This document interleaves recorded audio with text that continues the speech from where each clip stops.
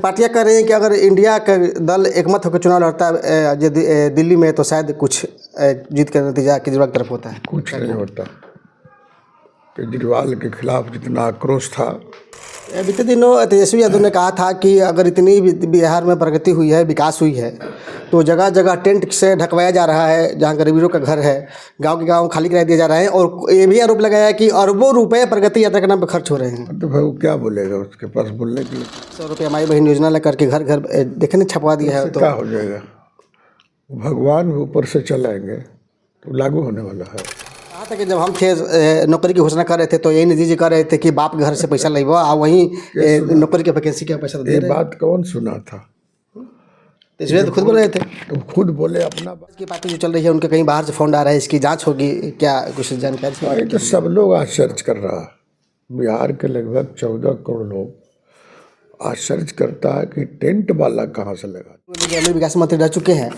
जितनी धांधली आज भी अंचल में है, मरगुजारी रसीद से लेकर के परिमार्जन तक लेकर के, वो खत्म क्यों नहीं हो रही? योजनाएं सरकार की बनती हैं गरीबों और दलितों और कमजोर वर्गों के लिए बनती है, और खासकर किसानों को लेकर के। और इस बार फिर किसान 400 से 500 के खाद खरीदे हैं। रोहतास जिले की बात कर रहा हूँ, बाहर की तो मैं जानकारी नहीं ले पा रहा हूँ।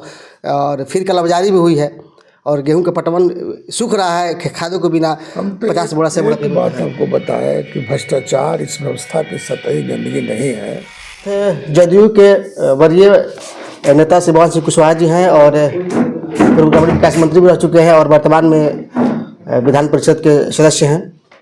आए हुए हैं डेहरी विधानसभा में और हम बात करेंगे आज के वर्तमान माहौल में। और इसी साल विधानसभा के चुनाव भी होने वाले हैं, कई मुद्दों पर चर्चा होगी और इनसे बात करते हैं। सबसे पहले तो नेता जी स्वागत है चैनल में आपका।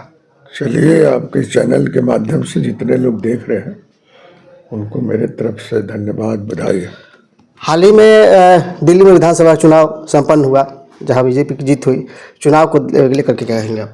तो भाई चुनाव था, केजरीवाल के खिलाफ बहुत आक्रोश था, क्योंकि हम तो अपने पार्टी के वहाँ के प्रभारी भी है दिल्ली प्रदेश का। तो हम लोग तो मुस्तैदी से चुनाव लड़े। भाजपा के भी जितने साथी है उनको भी हम लोग मदद किया। हमारे तो एक कैंडिडेट थे बुरारी में, वो लोग भी लगे, कोई बेईमानी नहीं हुई।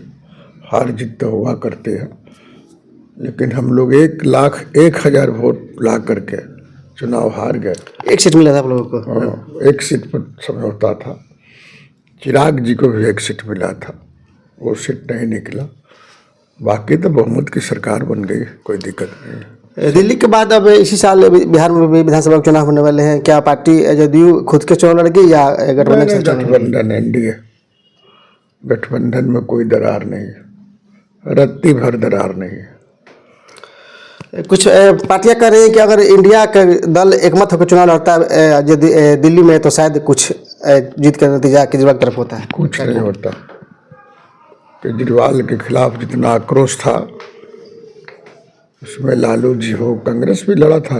कांग्रेस के तो जबान तो नहीं बचा, 0 माइनस में वोट आया है उसका। कितना जोर लगाइएगा।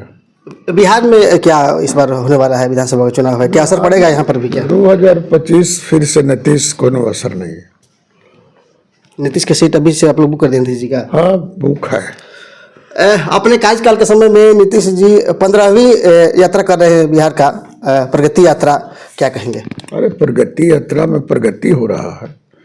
नीतीश जी को जाने से प्रगति तो होगा ही, लेकिन उनका अध्ययन कर रहे हैं कि कौन काम हमने किया है, वो कितना डीपली है। वह हमने जितनी भी योजनाएं चलाया है, 200-250 योजना चलाया है, वो योजना के प्रतिफल क्या है, कितना लोग लाभप्रद है, कहाँ तक हमारी कार्य गई है, तो इसकी भी समीक्षा होती है। जो बाकी रह जाता है उसके लिए पदाधिकारियों को निर्देश है, पैसे दिए जा रहे हैं।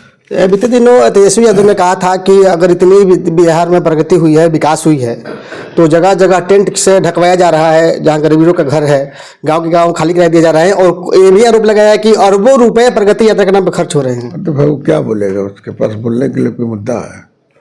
रोड पर बोलिए नहीं सकता, बिजली पर बोलिए नहीं सकता, इसके बाद शिक्षा पर बोलिए नहीं सकता।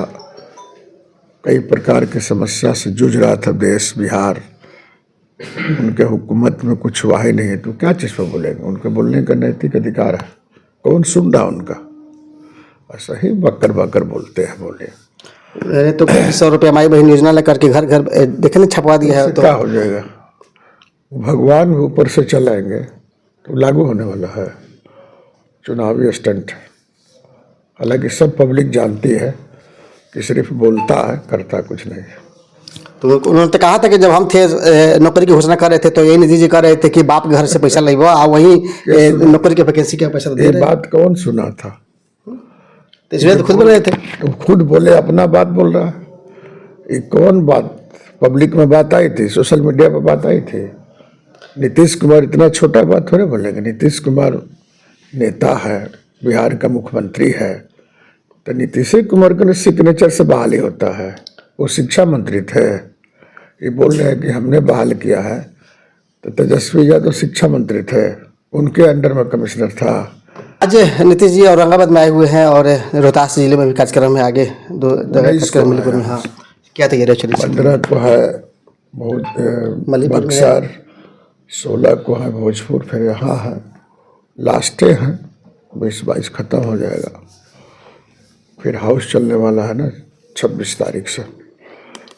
लगातार खबर चल रही थी कि जनसुराज की पार्टी जो चल रही है उनके कहीं बाहर से फंड आ रहा है, इसकी जांच होगी, क्या कुछ जानकारी? ये तो सब लोग आश्चर्य कर रहा है। बिहार के लगभग 14 करोड़ लोग आश्चर्य करता है कि टेंट वाला कहाँ से लगाता। हम लोग को हुकूमत रहा यहाँ 19 साल, हम लोग लीडर है, पार्टी के राष्ट्रीय जनरल सेक्रेटरी है, 1 लाख रुपया तनख्वाह देती है विधान परिषद। तो हम लोग को तो नाश्ता में ही पैसा खत्म हो जाता है। ये तो कुछ ना काम नहीं करते हैं, तो इनके पास पैसा कहाँ से आता है? जांच का तो विषय है। आखिर यदि आपके पास 1 रुपया भी आमदनी नहीं है, 1 अरब खर्चा कर रहे हैं, तो मैं समझता हूँ किसका काला धन है? ये किसका काला धन है? कौन आदमी पैसा खर्च कर रहा है इन पर? एगो होता कि विश्वास है कि मुख्यमंत्री बनने वाला है, कोई बड़ा काम करने वाला है, तो कोई लोभ लालच में पैसा देता है। तो पैसा कहाँ से चला है, तो जांच का तो विषय है। एक सवाल मेरे जहन में भी है और लोगों के जहन में भी है कि आप पूर्व में भी ग्रामीण विकास मंत्री रह चुके हैं। जितनी धांधली आज भी अंचल में है, मरगुजारी रसीद से लेकर के परिमार्जन से लेकर के, वो खत्म क्यों नहीं हो रही है? एक बात बता देते हैं आपको, ये भ्रष्टाचार इस व्यवस्था के सतही गंदगी नहीं है कि एक बार झाड़ू चला दीजिए वो खत्म हो जाएगा। एक समस्या हल होगा, दूसरी समस्या आ जाती है। अब इतने लोग हैं तो भ्रष्टाचार कुछ होता ही है, लेकिन कंट्रोल भी होता है। लोग बोलता था कि बहुत बड़ा अपराध बढ़ा था, तो अपराध कम हुआ कि नहीं?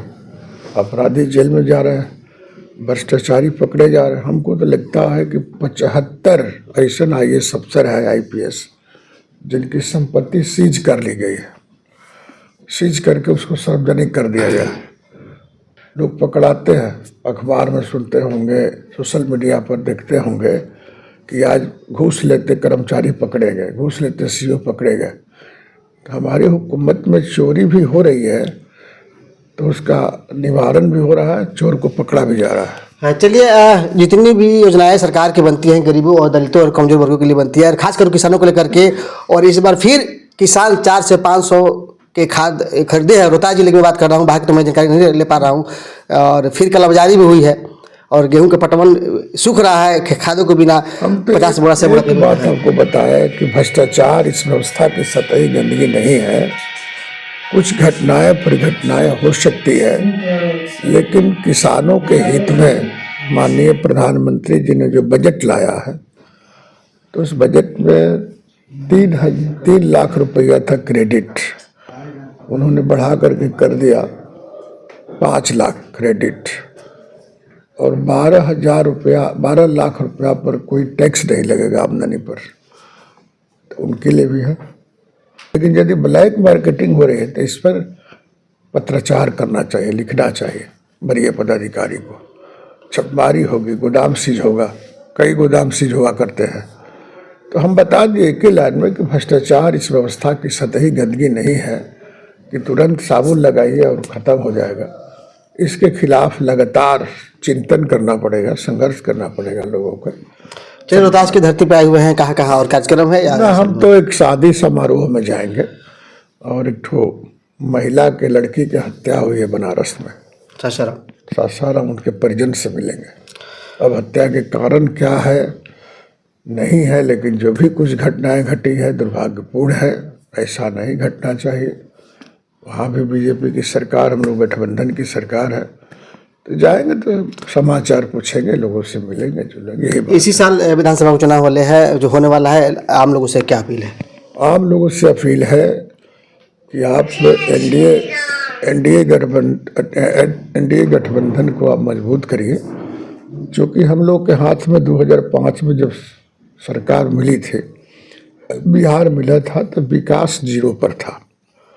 रोड में गड्ढा है कि गड्ढा में रोड है, स्कूल बिना छप्पर के था, कहीं छप्पर भी था तो उसमें मास्टर नहीं थे, विधि व्यवस्था खत्म, बिजली मात्र 10 दिन पर कभी कभी टिमटिमाती थी बिजली, नौजवानों को बेरोजगारी थी, विधि व्यवस्था खत्म, बिहार जाना जाता था जनसंहार है, लूटपाट होता है, अपहरण होता है, बिहार की पहचान नहीं थी।